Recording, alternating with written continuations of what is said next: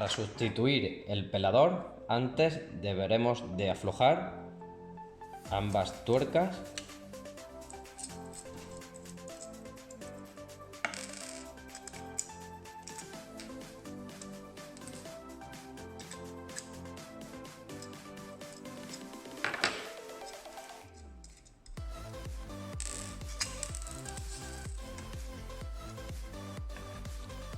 Una vez aflojadas, deberemos de guiarnos sobre este eje, entendiendo que esta es la parte estrecha y esta es la parte ancha.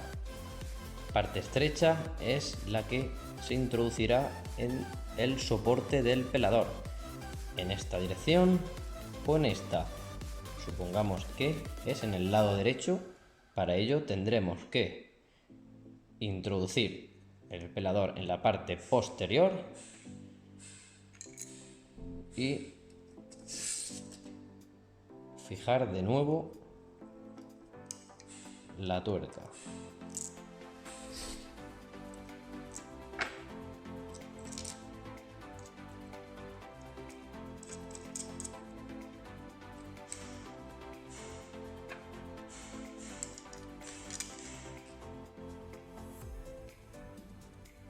No apretaremos la tuerca hasta que no presentemos el pelador sobre el soporte del pelador, que iría en esta posición.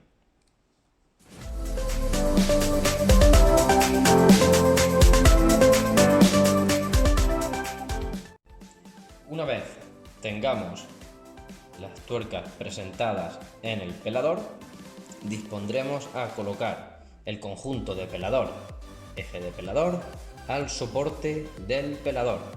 Para ello se introduce el soporte del pelador, empujamos hacia abajo y la forma correcta de colocarlo sería ajustar hacia arriba o hacia abajo, en este caso hacia abajo, hasta que apoye en la base central del rodillo convexo, en esa posición.